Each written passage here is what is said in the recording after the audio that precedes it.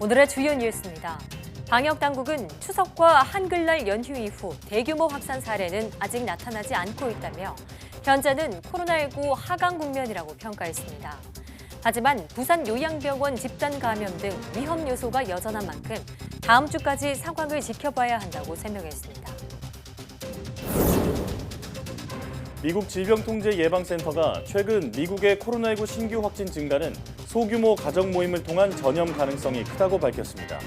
그러면서 다음 달 추수감사절을 앞두고 가족 모임 자제를 요청했습니다. 독일의 하루 신규 환자가 6,600여 명으로 최대치를 기록하는 등 유럽의 코로나19 확산이 빨라지고 있습니다. 프랑스는 파리 등 대도시에서 밤 9시 이후 통행을 금지했고 체코는 모든 학교를 폐쇄하고 술집 영업을 중단시켰습니다. G20 재무장관과 중앙은행장들은 코로나19 확산으로 인한 사회적 불균형이 증가하고 있다며 적극적인 재정 지원을 결의했습니다. 국제통화기금 IMF도 위기 극복을 위해 가계와 기업에 대한 재정 지원 확대는 필수 조치라고 강조했습니다. 깨끗한 물은 인간이 살아가는 데 가장 중요한 요소입니다. 태양열을 이용해 식수를 만들거나 녹조 발생에 대응하는 등 30년간 수질 안전을 연구해온 한국과학기술연구원 송경근 책임연구원을 과학의 달인에 초대했습니다.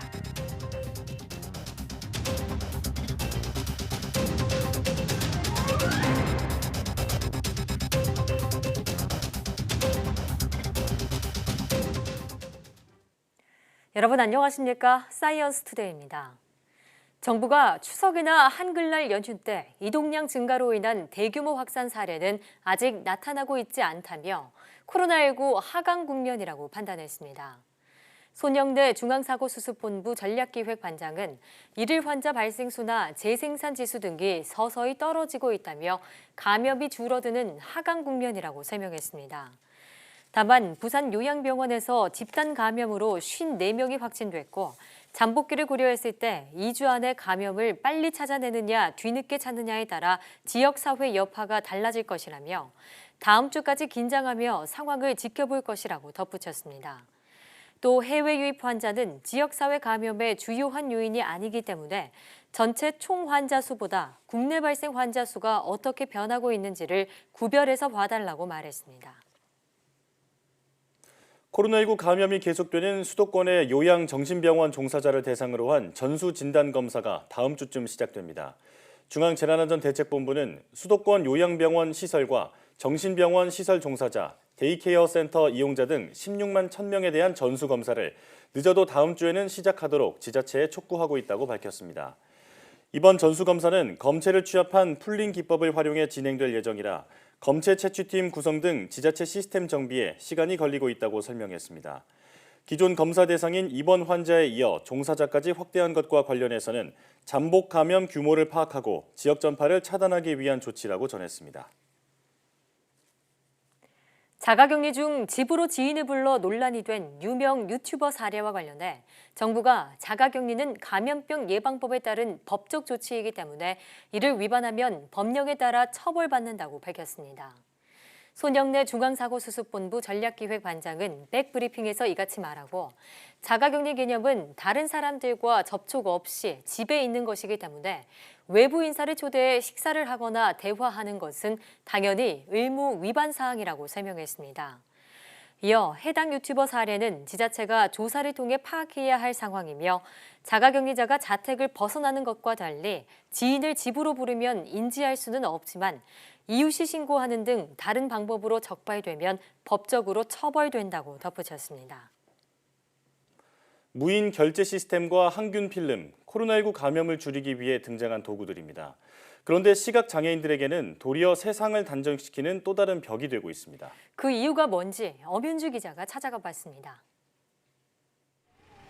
5년 전 갑작스럽게 질환을 앓다 시력을 잃은 최명혜 씨.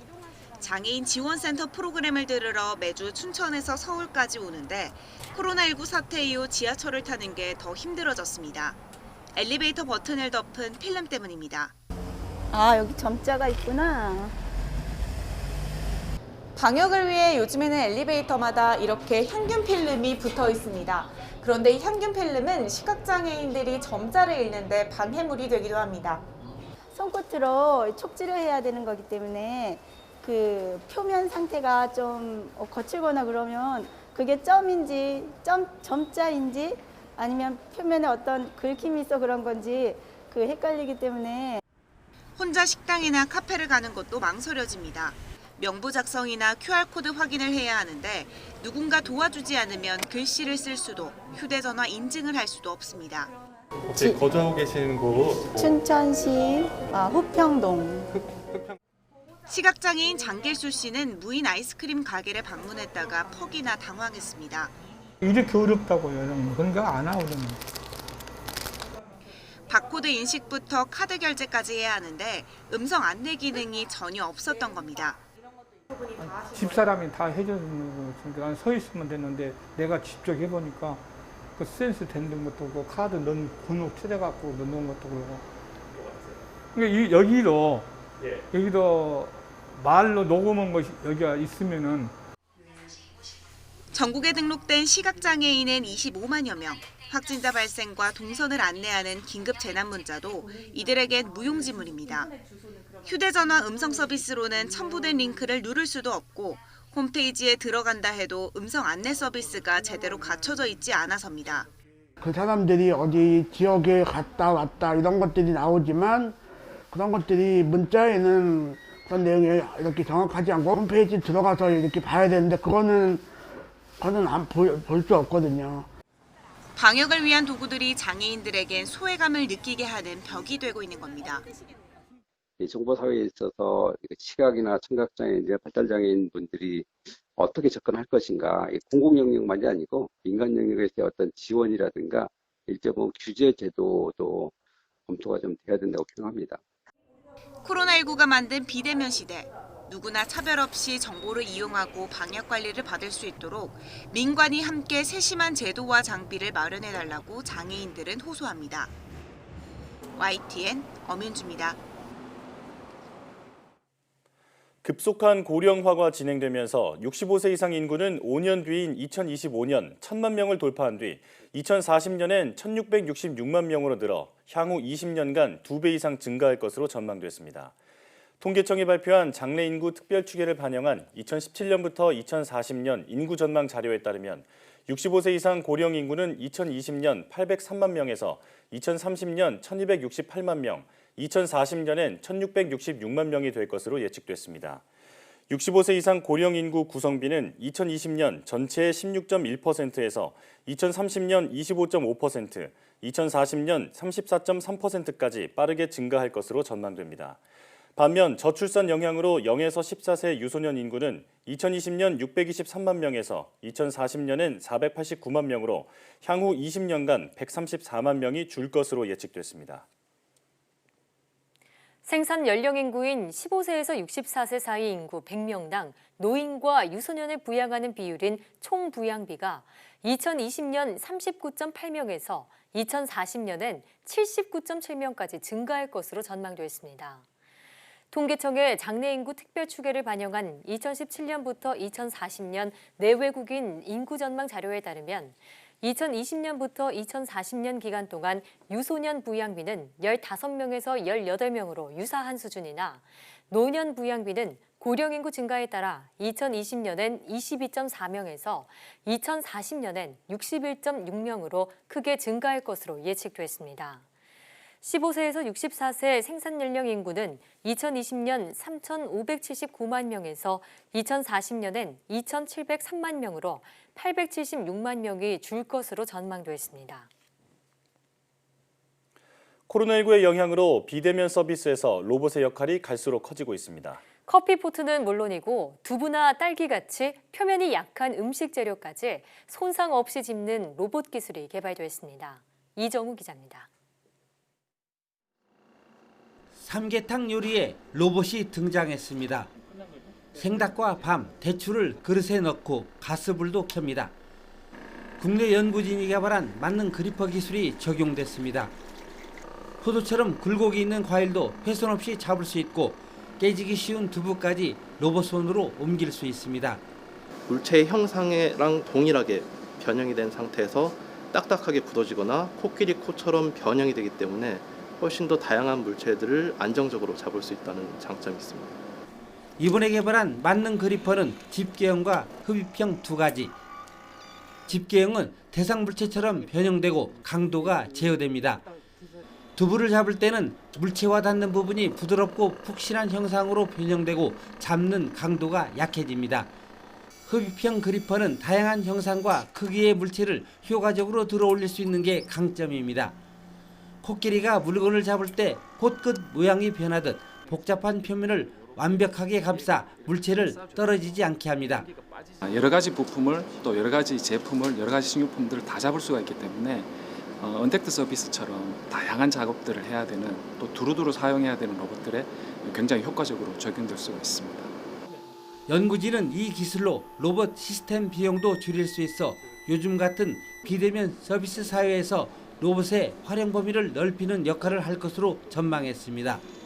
YTN 이정우입니다.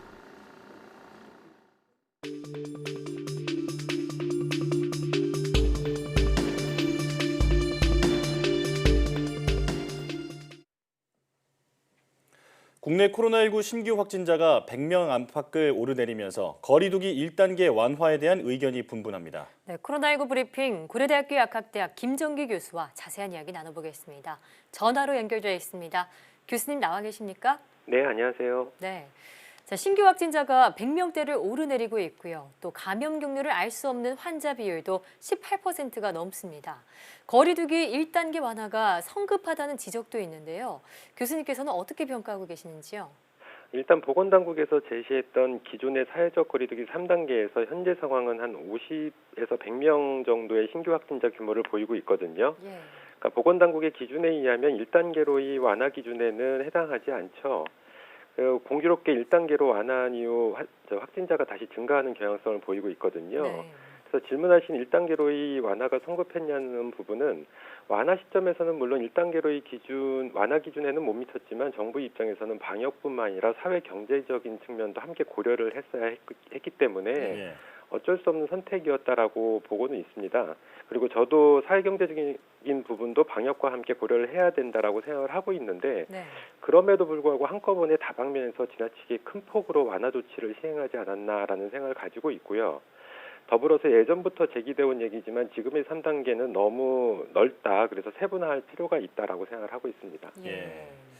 이 경제 전반적인 부분을 고려한 불가피한 조치이기 때문에 앞으로의 보완책들이 좀 필요할 것 같다 이런 생각이 듭니다. 네. 자, 백신 질문 드리겠습니다. 앞서 지난 9월에 아스트라제네카의 백신 임상 3상이 중단됐다가 재개됐습니다. 이번에는 존슨앤존슨이 임상 3상에서 중단이 됐는데요. 임상 3상이라고 하면 그 최종 단계인데 진행이 쉽지 않아 보입니다. 성공 확률이 보통 어느 정도인가요? 그러니까 미국의 사례를 보면 임상 1상 성공률은 한 63% 정도 되고 예. 2상 성공률은 30% 정도 됩니다. 그중에서 3상 성공률 같은 경우에는 한 58% 되거든요. 그 이후에도 3상을 종료한 후에 신약 승인까지의 성공률은 또 85% 정도 나오고 있기 때문에 종합해서 보면 임상 1상부터 신약 승인까지의 성공 확률은 한 9.6% 정도밖에 안 된다 이렇게 보시면 될 것 같고 네. 질문하신 그 임상 상삼 성공률은 다시 말씀드리지만 한 58% 임상 3상에 진입한 신약 중에서 한 58% 정도 된다 이렇게 보시면 될 것 같습니다. 예. 그렇군요. 자, 그런데 기존 백신 개발 기간과 비교하면요. 코로나19 백신 개발은 유례가 없을 정도로 짧습니다. 자, 이런 점도 임상 3상 중단에 하나의 영향을 미친 요소가 됐을까요? 아무래도 영향을 미칠 거라고는 보고 있습니다. 이제 기존 신약 대비 이번에 코로나19 백신 같은 경우에는 전체적으로 임상 1, 2상이 비교적 짧게 그리고 신속하게 진행된 점이 있거든요. 네. 그 얘기는 임상 1, 2상에서 제대로 검증이 이루어지지 않았을 수도 있다라는 생각을 가지고 있고 그렇다 보니까 기존에 나와 있는 성공 확률, 미국을 기준으로 했을 때 한 58% 임상 3상을 보이고 있는데 이거보다는 더 떨어질 거라고 예상을 하고 있습니다. 예. 즉 임상 시험 단계가 기존의 신약보다 신속하게 진행된 점은 일단은 긍정적이지 않다 이렇게 보고 있습니다. 그렇군요. 자, 국내에서도 백신 개발이 한창입니다. 국내 백신 개발 현황을 보면 해외와 비교해서 다소 뒤처져 있다 이렇게 볼 수 있는데요. 그래서 해외에서 먼저 상용화하면 국내 백신은 무용지물이 되는 것 아닌가 하는 우려도 나오고 있습니다. 어떻게 보십니까? 코로나19 백신이 해외에서 먼저 상용화된다고 하더라도 한꺼번에 대량으로 생산을 할 수가 없기 때문에 전 세계인을 대상으로 짧은 시간 내 백신 공급은 어렵습니다. 네. 그래서 전 세계인의 일정 비율을 대상으로 백신 접종을 하는 데까지 걸리는 시간은 상당할 거라고 보고는 있고요. 더군다나 자연 감염에 의한 항체 지속 기간이 짧다라는 연구 결과들도 나오고 있기 때문에 네. 여기에 더불어서 돌연변이에 의한 백신 효능 저하 현상도 예상이 되고 있거든요. 네. 그렇기 때문에 다소 늦더라도 국내에서 성공적으로 백신이 개발되고 상용화 된다면 국내뿐만 아니라 나아가서 해외의 이제 타 국가 국민들을 대상으로 한 백신 접종에 유용하게 사용될 수 있을 거다라고 기대를 하고 있습니다. 예. 자, 그런가 하면 코로나19 재감염된 환자의 첫 사망 사례가 나왔습니다. 첫 감염 이후 생긴 면역과 또 항체의 지속성을 놓고 의문도 제기되고 있는데요. 어떻게 보고 계십니까? 일단은 코로나19 바이러스의 경우 자연 감염 후에 생긴 면역이 지속 기간이 짧다라는 점에서는 저도 동의를 하고 있는 부분이고요. 근데 여기서 중요한 점은 과연 감염 후 생긴 면역, 그 항체가 얼마나 지속되느냐. 그러니까 최근 연구 결과에는 뭐 감염자의 한 50% 정도에서 한 3개월에서 5개월을 채 못 넘긴다라는 얘기도 나오고 있기 때문에 이러한 부분들에 대한 어떤 면밀한 연구가 필요하긴 한데 지금까지 나온 연구 결과들은 대상자 규모가 사례 수준에 머무르고 있거든요. 그래서 앞으로 비교적 많은 감염자를 대상으로 체계적인 연구를 할 필요가 있다라고 생각을 하고 있고 이 부분은 향후 백신 정책하고 굉장히 밀접하게 관련성이 있기 때문에 반드시 필요하다 이렇게 생각을 하고 있습니다. 근데 특히 앵커께서 말씀하신 재감염 환자 사망 사례 같은 경우에는 이번 네덜란드 사례인데 해당 환자는 골수암을 앓고 있는 환자였거든요. 그래서 일반화하기에는 다소 좀 무리가 있다 이렇게는 보고 있습니다. 지병이 있었기 때문에요. 네네. 네, 다음은 독감 백신 질문 드리겠습니다. 어린이용 무료 독감 백신 부족 사태가 이어지면서 정부가 청소년용 무료 백신의 15%를 어린이용으로 전환하기로 했습니다. 청소년용을 어린이용으로 전환하는데 문제는 없는 건가요? 이번에 12세 이하 어린이 대상 독감 백신 물량 부족 사태는 연령대별로 정부의 백신 공급 방식이 다르기 때문에 발생한 일이거든요. 글쎄요, 굳이 연령대별로 백신 공급 방식을 다르게 한 이유가 무엇인지는 행정적인 부분이라 정확히는 파악할 수는 없는데 일단은 이런 부분 자체가 좀 문제였다라고 기본적으로 생각을 하고 있고 그렇다 보니 12세 이하의 독감 백신의 경우 의료기관마다 자체적으로 물량을 확보해야 되는 상황이고 이 과정에서 의료기관마다 편차가 발생해서 불거진 문제라고 생각을 하고 있습니다. 네, 일단 질문하신 것처럼 청소년 대상 독감 백신을 어린이 백신으로 전환을 해도 문제가 없느냐?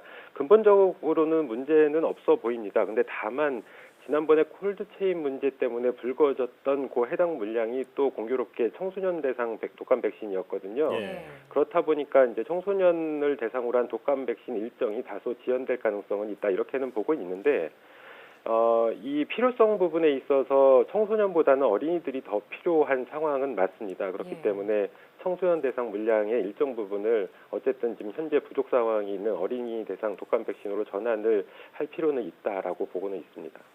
어린이나 고령자와 같이 코로나19 취약계층이 물량이 없어서 독감 백신을 못 맞는 일이 발생하지 않도록 정부가 지원책 마련에 나서야겠습니다. 자, 지금까지 고려대학교 약학대학 김정기 교수와 함께했습니다. 교수님 오늘 말씀 고맙습니다. 네, 감사합니다.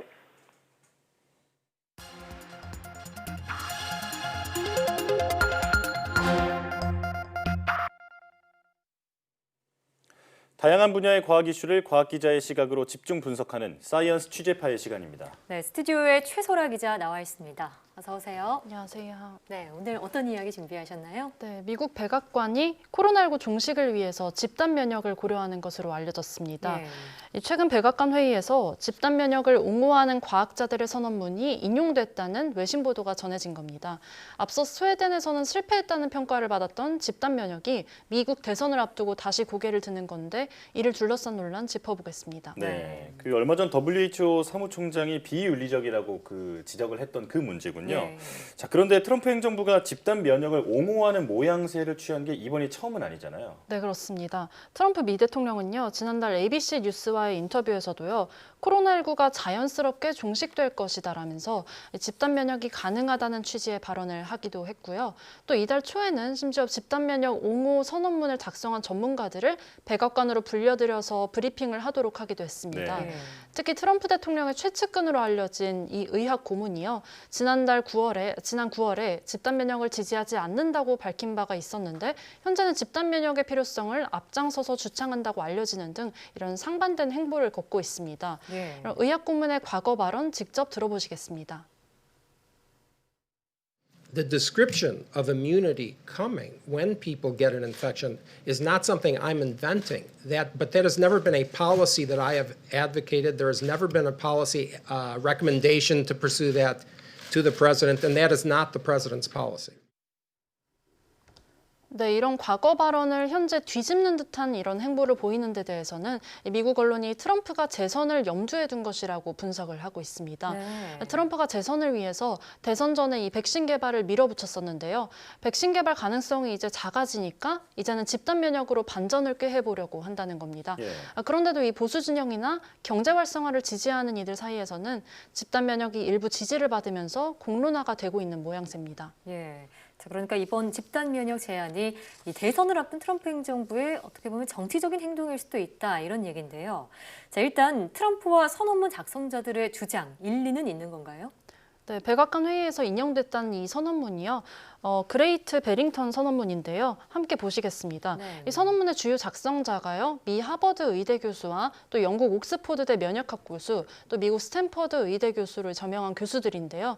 네. 서명자는 전 세계 과학자와 의료 전문가 거의 3만 5천 명에 달하고 일반 시민도 46만 명이 서명을 했다고 돼 있는데요. 이것은 신원 확인이 없이도 누구나 서명할 수 있기 때문에 이 숫자는 부풀려졌을 가능성이 있습니다. 예. 내용을 보면은 현재 이런 셧다운으로 유아 백신 접종률도 낮아졌고 심혈관 질환의 예후도 안 좋아졌고 또 암 진단율도 감소하고 있으며 정신건강 악화가 초래되고 있다. 이 때문에 미래의 사망률은 오히려 더 증가할 것이고 백신이 나올 때까지 이런 상황을 유지하는 것은 되돌릴 수 없는 피해를 준다. 이런 내용입니다. 네. 그러므로 이들은 이 사망 위험이 적은 사람은 일상생활을 그대로 하면서 코로나19에 감염이 되고 면역을 형성하도록 해야 된다. 또 고위험군만을 보호하는 이런 포커스 프로텍션, 집중 보호를 제안을 했다는 겁니다. 예. 그러니까 지금 정책이 오히려 더 큰 피해를 불러올 수 있으니까 고위험군만을 보호하고 또 일반 사람들은 다시 일상을 되찾자 이런 얘기인데 네. 자, 그렇다면 그 일반 사람들은 어느 수준으로 그 일상을 되찾자 이렇게 보고 있는 건가요? 네, 고위험군에 해당하지 않는 사람은요. 손을 자주 씻고 아프면은 집에서 머무르는 정도의 아주 기본적인 방역 수칙만을 지키자는 겁니다. 학교와 대학은 전부 이 대면 수업을 시작을 다시 하고 또 야외 활동이나 스포츠 활동도 권장이 돼야 되고 또 재택근무를 하지 말고 식당이나 영화관도 전부 문을 열어야 한다 이런 내용입니다. 고위험군이라도 자기가 원한다면은 이런 활동을 똑같이 할 수 있어야 된다 이런 내용도 담겼습니다. 예. 네, 한마디로 사회적 거리두기를 실시하기 이전으로 돌아가야 한다 이런 얘기인데요. 자, 하지만 과학계는 이에 반대하고 있는 입장이죠. 네, 그렇습니다. 세계보건기구 WHO는요, 최근 집단 면역이 논의되고 있는 것에 대해서 강하게 비판하고 있습니다. 집단 면역은 현재 논의되고 있는 것처럼 이 바이러스가 퍼지도록 두면서 이 집단 면역을 형성하는 게 아니라 백신을 접종하면서 이럴 때 쓰이는 말이라는 겁니다. 네. 예를 들면 홍역은요, 인구의 95%가 홍역 백신을 접종했을 때 집단 면역이 형성됐다 이렇게 말을 하고요. 예. 또 소아마비는 인구의 80%가 이 백신에 접종이 됐을 때 나머지도 보호되는 이런 집단 면역이 형성됐다 이렇게 칭하거든요. 직접 들어보시겠습니다. Herd immunity is achieved by protecting people from a virus, not by exposing them to it. Never in the history of public health has herd immunity been used as a strategy for responding to an outbreak, let alone a pandemic. It's scientifically and ethically problematic. 상당히 단호한 그 어조로 얘기를 했는데 그러니까 역사적으로도 이런 대응 전략을 사용해 본 적도 없고 과학적으로도 윤리적으로도 문제가 된다 이렇게 얘기를 했습니다. 자, 그렇다면 이렇게 얘기하는 이유는 뭔가요? 네, 크게 두 가지를 들 수가 있습니다. 너무 위험하다는 것과 또 이 집단 면역 자체가 불가능하다 이런 건데요. 코로나19는 신종 감염병인 만큼 최근에 들어서야 이 면역 형성 체계라던가 후유증 등 장기 영향 이런 것들이 하나둘씩 밝혀지고 있습니다. 네. 젊고 건강한 사람이더라도 오히려 과잉 면역 반응, 그러니까 사이토카인 폭풍으로 사망을 하는 경우도 발생을 했고요. 네. 드물더라도 이런 사망 위험이 있는 만큼 고위험군이 아니라고 해서 의도적으로 바이러스에 노출되는 것은 위험하다는 겁니다. 또 두 번째로는 코로나19는 중화항체가 잘 생기지 않아서 집단 면역 자체가 불가능하다 이런 건데요. 항체 수명이 길어봤자 3, 4개월, 또 짧게는 3, 4주에 불과하다 이런 연구 결과가 계속해서 나오고 있습니다. 네. 최근에는 코로나19 환자 26명을 관찰했더니 20%는 항체를 전혀 형성하지 않았고 나머지의 경우도 3, 4주가 지나니까 항체 능력이 현저하게 감소했다 이런 연구도 전해졌습니다. 예. 자, 그러니까 현재까지 알려진 코로나19의 특성상 이 집단 면역의 효과를 기대하기는 어렵다 이런 얘기인데요. 자, 문제는 백신이 나와도 코로나19 사태가 금방 종식되지는 않을 것이다 이런 우려가 나오고 있다는 겁니다. 어떻게 보시나요? 네, 그렇습니다. 몇 달 전만 해도 이런 유례 없는 빠른 이 백신의 임상 도입에 코로나19 백신 개발에 대한 기대감이 굉장히 높았습니다. 예. 하지만 최근에 아스트라제네카의 임상 중단 그리고 또 재개 또 존슨앤존슨의 임상 중단 소식이 전해지면서 기대감이 좀 낮아진 모양새입니다. 설령 이 백신이 개발이 된다고 하더라도 세계 인구가 집단 면역을 형성하는 데까지 이 백신이 전체적으로 공급되는데 시간이 좀 걸려서 적어도 수년간은 코로나19 사태가 지속할 것이다 이런 전망도 나옵니다. 네. 우리 방역 당국이 그 날마다 하는 코로나19 브리핑 말미에 자주 쓰는 표현이 있죠. 시민이 백신이다 이렇게 표현을 많이 쓰는데 지금으로서는 개인 방역이 최선일 수밖에 없다 이런 생각이 듭니다. 자, 최소라 기자와 함께했습니다. 오늘 말씀 잘 들었습니다. 고맙습니다.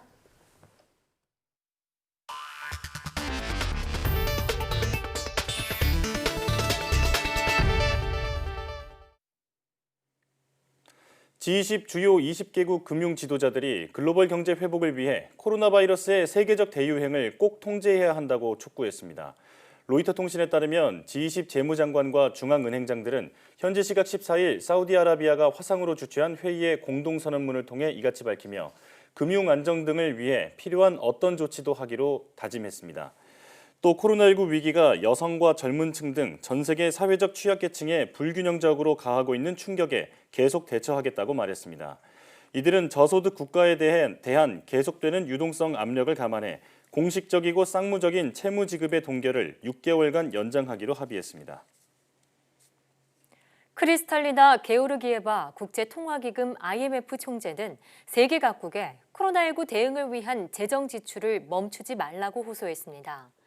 게오르기에바 총재는 현지 시각 14일 IMF와 세계은행의 연차총회 기자회견에서 플러그를 너무 일찍 뽑으면 심각한 피해를 자초할 위험이 있다고 말했습니다.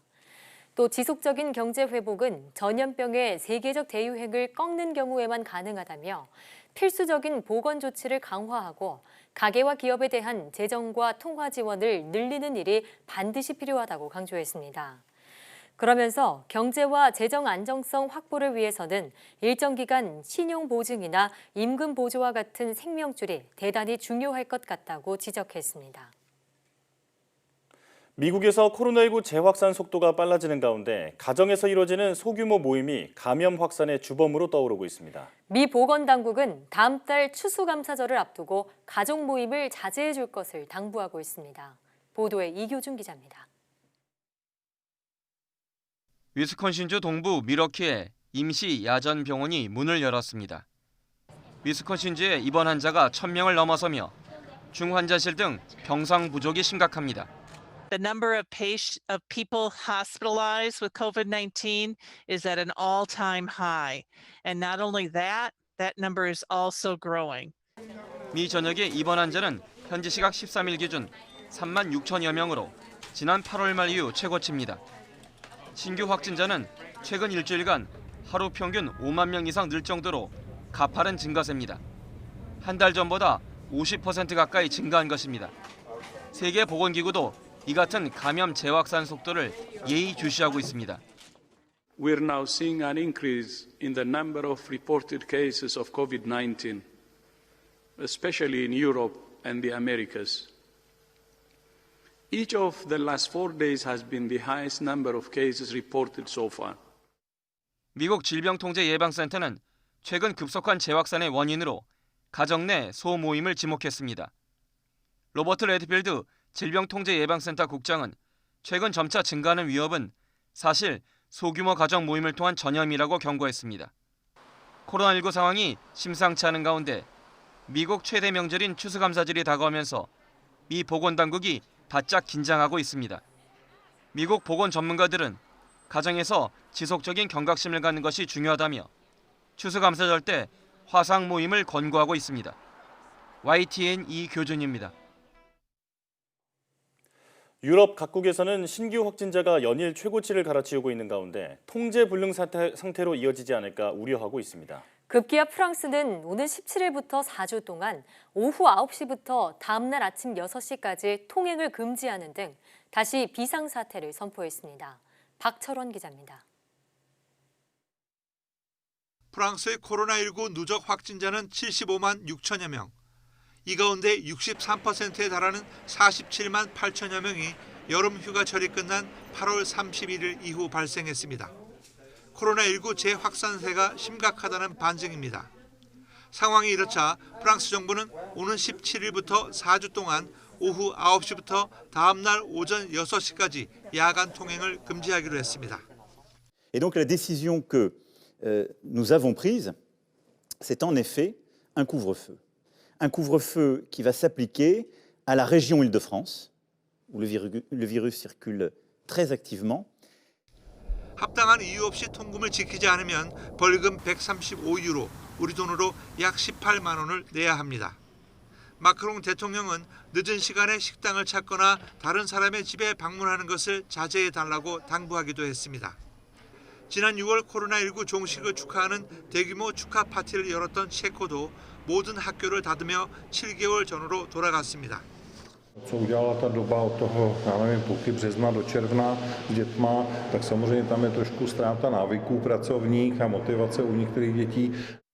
체코는 마스크 의무화를 재도입했고 6명 이상의 모임을 금지한 데 이어 학교와 술집, 클럽은 오는 11월 3일까지 문을 닫도록 했습니다. 영국의 BBC는 인구 10만 명당 신규 확진율이 유럽에서 가장 높은 체코의 상황이 제일 심각하다며 지옥문에 반쯤 다가간 것은 아닌가라며 우려감을 나타냈습니다. 고통스럽지만 꼭 필요한 조치라는 인식과 함께 유럽은 지금 코로나19의 재확산에 다시 빗장을 걸고 있습니다. YTN 박철원입니다. 독일에서 코로나19 하루 신규 확진자가 6,600명 넘게 나와 역대 최대를 기록했습니다. 우리나라의 질병관리청 격인 독일 로베르트 코흐 연구소 집계 결과 현지 시각 15일 하루 새 코로나19 신규 환자가 6,638명 발생했다고 AFP 통신이 보도했습니다. 이는 코로나19 사태 발생 이후 신규 확진자가 가장 많았던 지난 3월 28일 6,294명을 넘어선 것입니다. 독일의 신규 확진자는 4월 초 6,000명대로 치솟은 뒤 6월까지 감소세를 보이다 휴가철이 시작된 7월부터 감염자가 다시 늘기 시작했습니다.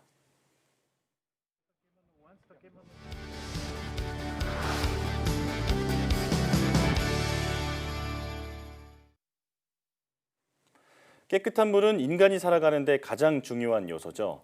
식수가 부족한 곳에서 태양열을 이용해 물을 생산하고 녹조 발생에 대응하는 기술로 수질 안전을 지키는 분이 있다고 합니다. 오늘 과학의 달인에서는 30년간 물 연구에 매진한 한국과학기술연구원 물자원 순환연구센터 송경근 책임연구원을 모셨습니다. 어서 오세요. 네, 반갑습니다.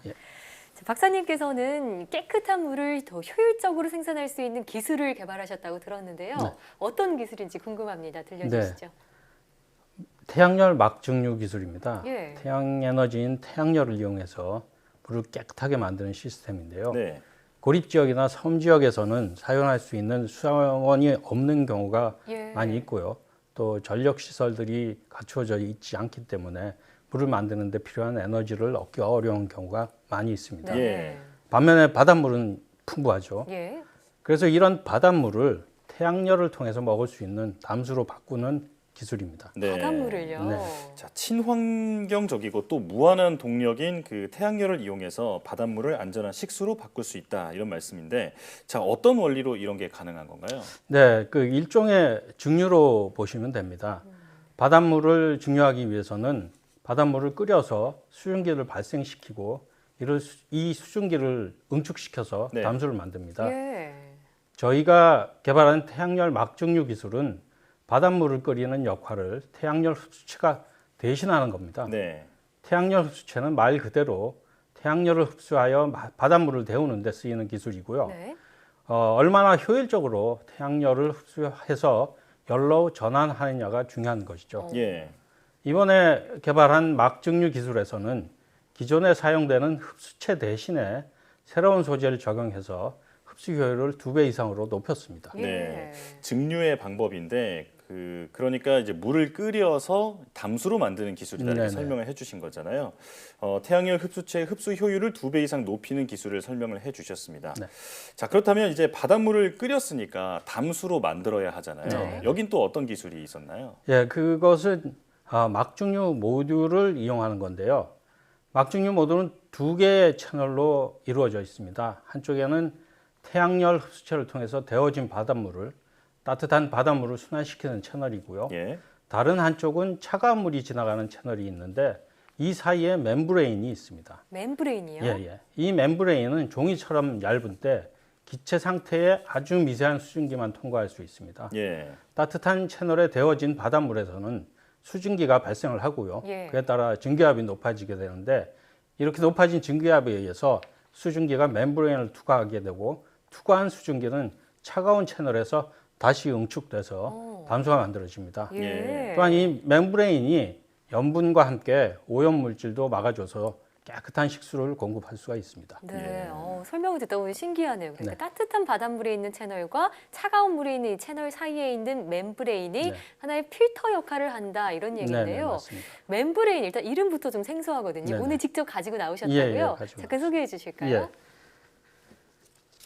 요것이 그 멤브레인입니다. 멤브레인. 네. 종이처럼 생겼어요. 예, 종이처럼 아주 얇게 예. 되어 있습니다. 그런데 이 멤브레인은 주로 고분자 유기물질로 만들어지는데요. 네. 제가 그 멤브레인에는 이 눈에 보이지 않는 예. 아주 미세한 구멍들이 있어서 네. 기체 상태의 수증기만 통과할 수 있습니다. 예. 네. 특히 막증류에 사용하는 이 멤브레인은 일반적인 수처리에 사용하는 멤브레인과는 달리 예. 물을 통과시키지 않는 특성을 가지고 있어요. 합니다. 수증기만요. 예. 이거를 소수성이라고 하는데요. 네. 물을 배제하는 특성을 얘기를 합니다. 예. 이러한 특성이 없으면은 염분이나 오염 물질이 섞여 있는 물도 투과가 될 수 있기 때문에 깨끗한 물을 얻기가 어렵게 되는 거죠. 네. 박사님 혹시 저도 좀 한번 만져볼 수 예. 있을까요? 궁금하네요. 아니, 너무 신기해서 예.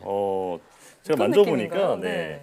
이게 약간 아주 얇은 천 같은 느낌이 들기도 그러네요. 하고 종이보단 천 같다는 네, 느낌이 네, 들어요. 네, 두께도 아주 얇은 정말 종이같이 바삭바삭한 그런 재질인데 자 지금 이 설명해 주신 이 멤브레인이 바로 그 수증기만을 통과시키는 그런 방법으로 이제 오염도 막고 이제 물을 만들어낸다 이렇게 설명을 해주셨습니다. 네. 자 그런데 이렇게 얇은 멤브레인에 그 오염을 계속 막다 보면 오염 물질이 쌓여서 막힐 수도 있을 것 네네네. 같거든요. 어떤가요? 예, 그 멤브레인 계속 사용하면은 오염 물질이 쌓이면서 멤브레인이 막히게 됩니다. 그러면 멤브레인의 성능이 떨어지게 되고요. 이러한 것을 막기 위해서 다양한 방법들이 쓰여지고 있습니다. 예. 채널을 순환하는 물을 흐르는 속도를 높여서 멤브레인에 쌓이는 오염 물질을 씻어내는 방식을 사용하기도 하고요. 네.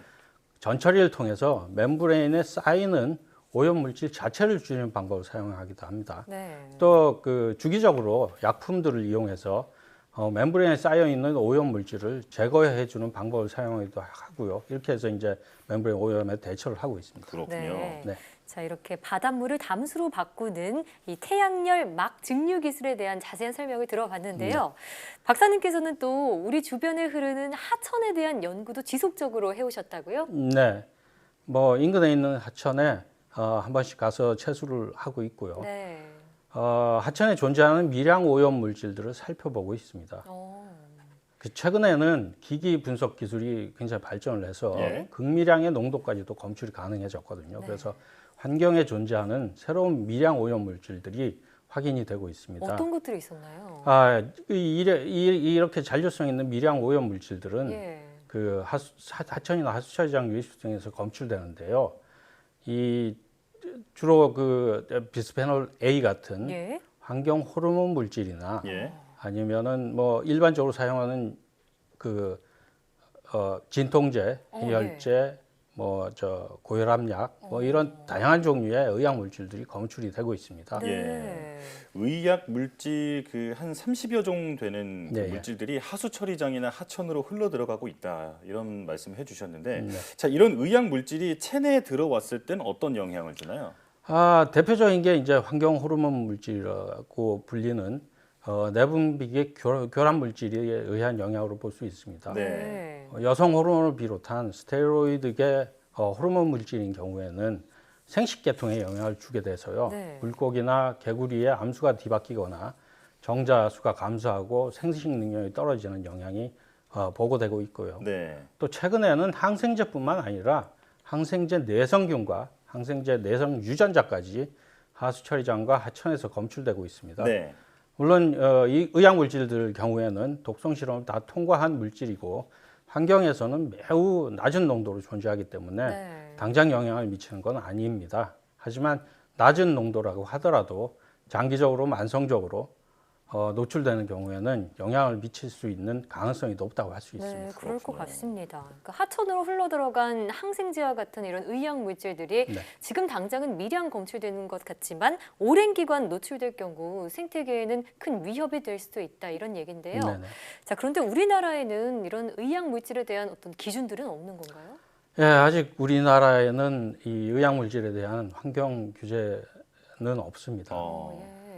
최근 미국이나 유럽 등 환경 선진국에서는 하천, 하수처리장, 지하수 등에서 의약 물질을 포함한 미량 오염 물질의 실태 조사뿐 아니라 하수처리 시설에서 효율적 제거를 위한 처리 기술을 마련하고요. 예. 규제를 위한 공고 기준치들을 제시하고 있습니다. 특히 스위스에서는 하수처리장 방류수에 대해서 네. 의약 물질에 대한 관리 방안과 규제를 위한 수질 보호법을 제정해서 지금 현재 시행하고 있습니다. 법까지 마련돼 있군요. 근데 우리나라에서도 환경부에서 한 10여 년 전부터 국가 차원의 의약 물질 실태 조사를 꾸준히 하고 있고요. 예. 네. 의약 물질 처리 방법과 함께 규제 및 관리 방안 마련을 위해서 연구들을 진행하고 있는 걸로 알고 있습니다. 그렇군요. 자, 아직 우리나라에는 의약 물질에 대한 환경 규제가 없다라는 점이 상당히 충격적인데 네. 하루빨리 이런 관리 방안들이 조속히 마련됐으면 하는 바람입니다. 네.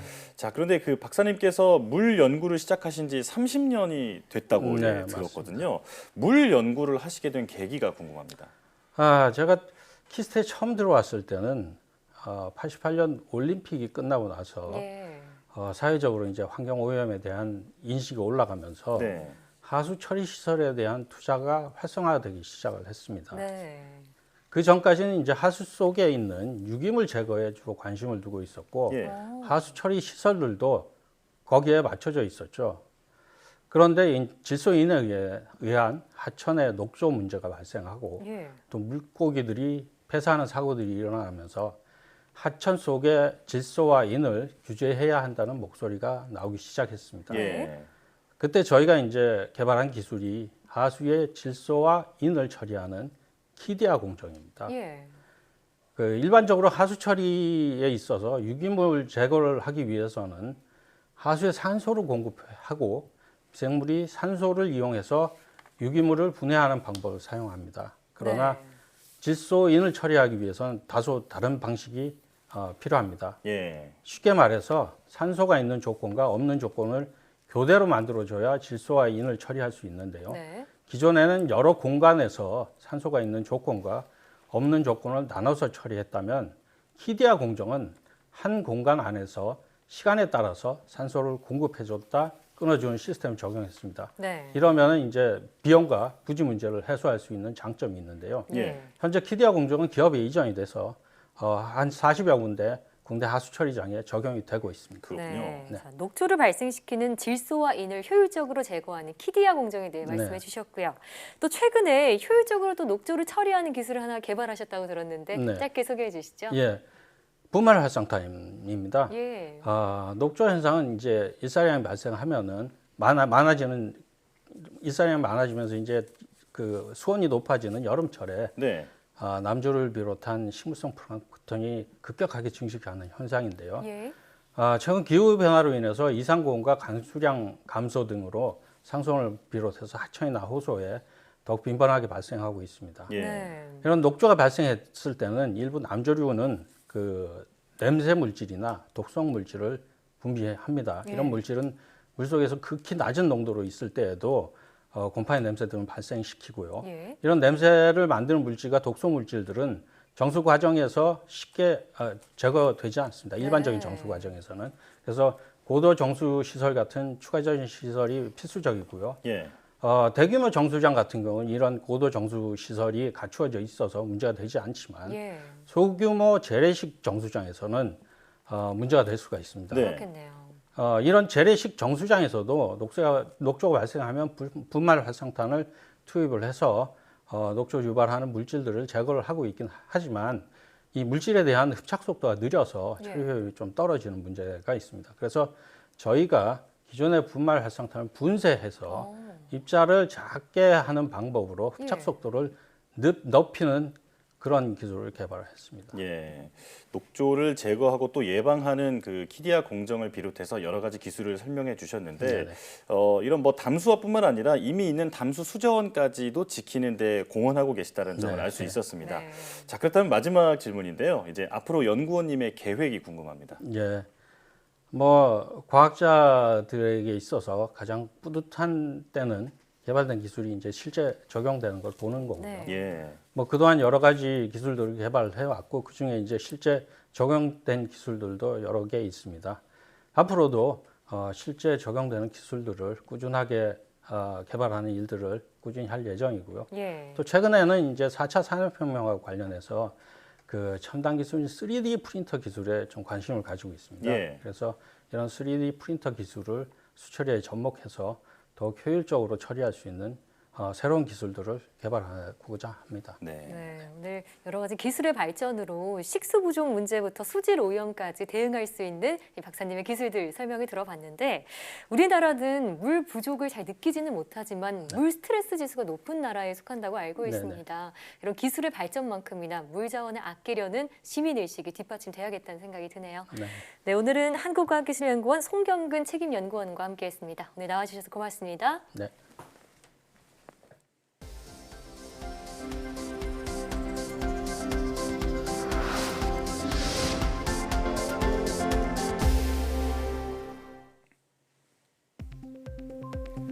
(16년) 만에 차세대 주파수가 공급되면서 기존보다 5배 빠른 와이파이를 사용할 수 있을 전망입니다.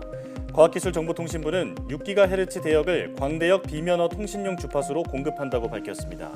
이는 올해 6월 행정예고에 이어 이달 12일 주파수 심의위원회의 의결을 거쳐 최종 확정된 내용입니다.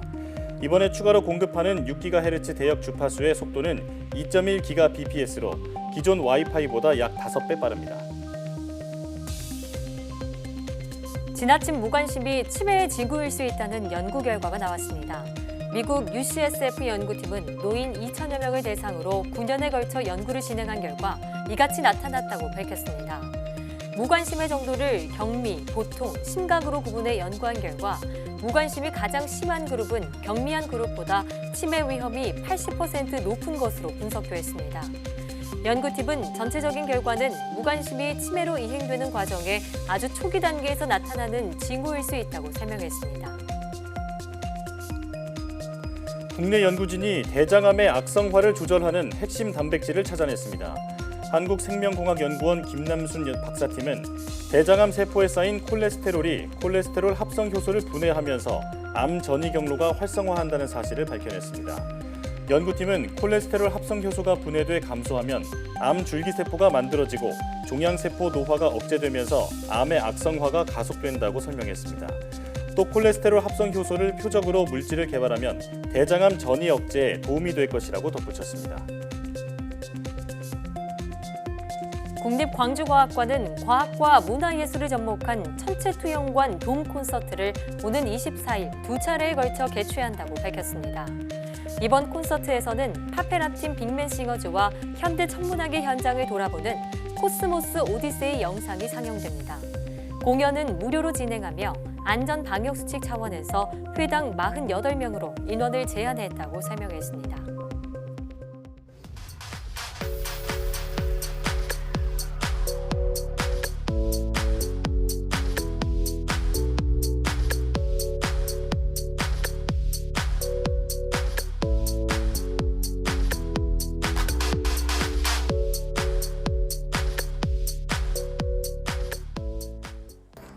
사회적 거리두기가 완화됐지만 여전히 감염 경로가 불분명한 환자 비율이 15%를 넘어서는 등 결코 안심할 상황은 아닙니다. 무더기 확진자가 나온 부산 요양병원 집단 감염 역시 정확한 감염 경로가 밝혀지지 않았습니다. 방심을 틈타 코로나19가 재확산하는 사례가 되풀이되지 않게 방역 수칙을 철저히 지켜야겠습니다. 사이언스 투데이 여기서 마칩니다. 함께해 주신 여러분 고맙습니다.